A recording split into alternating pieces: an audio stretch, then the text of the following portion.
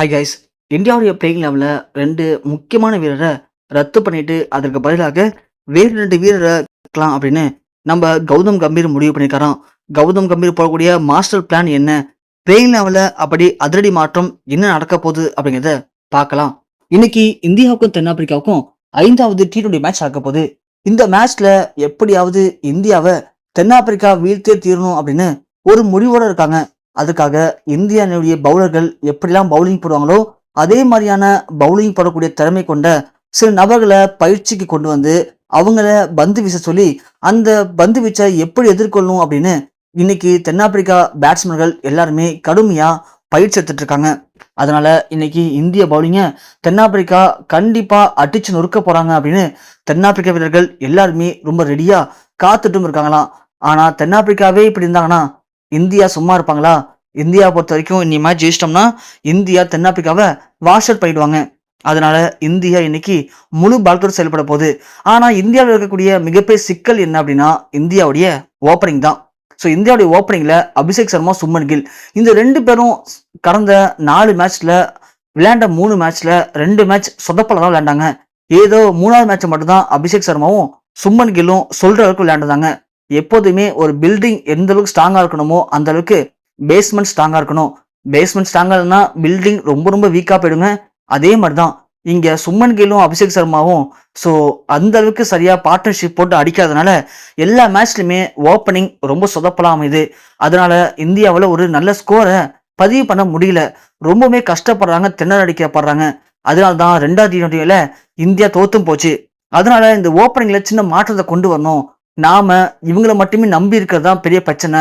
இந்த 2 பேர்ல அதாவது சுப்மன் கில், அபிஷேக் சர்மா இவங்களுடைய பார்ட்னர்ஷிப்பை உடைக்கணும் அப்படின்னா அதனால 2 பேருக்கு பதிலா அதாவது 2 பேர்ல ஒரு ஆள் தூக்கிட்டு ஒரு ஆளுக்கு இந்த T20ல வாய்ப்பு தரலாம்.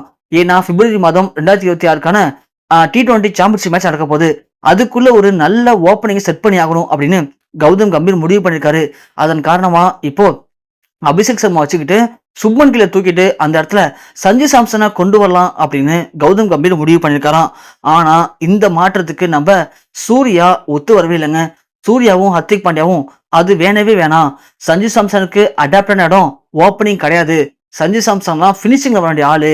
அவரை கொண்டு வந்து நீங்க ஓப்பனிங்ல களமிறக்கி விட்டீங்கன்னா கண்டிப்பா அது சொதப்பல தான் முடியும். இப்போதான் அபிஷேக் சர்மா, சுப்மன் கில் 3வது மேட்ச்ல நல்லா தான் பிளே பண்ணாங்க. அவங்களுக்குள்ள நல்ல ஒரு பார்ட்னர்ஷிப் இருக்கு. 2 பேருமே சரியான தொடக்க வீரர்கள் தான். ஆனா ஏதோ ஒத்து வராம 2 பேரும் சொதப்பிட்டு இருக்காங்க. ஸோ அவங்களுடைய பிரச்சனை என்னங்கிறத புரிஞ்சுக்கிட்டு அவங்களுடைய பிரச்சனை சரி பண்ணாலே கண்டிப்பா 2 பேரும் சூப்பரா பிளே பண்ணுவாங்க. அவங்க தான் எனக்கு தெரிஞ்சு அடுத்த கட்ட இந்தியாவுடைய ஓப்பனர்கள். அவங்களை தாண்டி ஓப்பனிங் பண்றதுக்கு வேற யாரும் செட் ஆக மாட்டாங்க.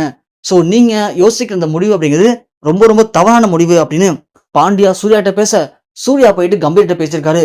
ஸோ நீங்க மட்டும் இந்த ஓப்பனிங் பார்ட்னர்ஷிப்பை மாத்தினீங்க அப்படின்னா கண்டிப்பா நாங்க யாரும் பிளே பண்ண மாட்டோம்.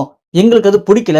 நான் தான் டீம் கேப்டன். ஸோ நான் சொல்றேன், இப்போதைக்கு அபிஷேக் சர்மா, சுப்மன் கில் இவங்களுக்கு இந்த மேட்ச்ல நீங்க ஒரு வாய்ப்பை கொடுங்க. இந்த மேட்சும் சரியா பிளே பண்ணல அப்படின்னா அதுக்கப்புறம் நாம இதை பத்தி யோசிக்கலாம். ஆனா இப்போதைக்கு நீங்க இந்த மாற்றத்தை கொண்டு வந்தீங்கன்னா அது கண்டிப்பா இந்த தோல்விக்கு முக்கியமா வழிவகுத்துடும் அப்படின்னு சூர்யாவும் பாண்டியாவும் கம்பீர்கிட்ட பயங்கரமா சண்டை போட்டிருக்காங்க. சண்டை போட்டு கௌதம் கம்பீருடைய எந்த ஒரு மாஸ்டர் பிளானும் இங்க செட் ஆகாது, வேணாம் அப்படின்னு ஒதுக்கி தள்ளியிருக்காங்க. அதனால இன்னைய மேட்ச்ல எந்த ஒரு பிளேயிங் லெவல்ல மாற்றமும் இருக்க போறது இல்ல. அதே பிளேயிங் லெவலோட தான் சூர்யா இந்த மேட்சை தென்னாப்பிரிக்கா கிட்ட எதிர்கொள்ள போறாரு. கண்டிப்பா தென்னாப்பிரிக்காட்ட சூர்யா அவருடைய முழு பலத்தோடு செயல்பட்டு இந்திய அணியை காப்பாத்தி இந்திய அணிக்கு வெற்றியை ஏற்படுத்தி கொடுப்பாரு அப்படின்னு எல்லாருமே எதிர்பார்க்கலாம். ஸோ உண்மையிலேயே இன்னைக்கு இந்த மேட்ச் எப்படி இருக்க போகுது, இந்தியா ஜெயிக்க வாய்ப்பு இருக்கா இல்லையா, என்ன நடக்க போகுது அப்படிங்கிற உங்களுடைய கருத்துக்களை கீழே மறக்காம கமெண்ட் செக்ஷன்ல பதிவு பண்ணுங்க.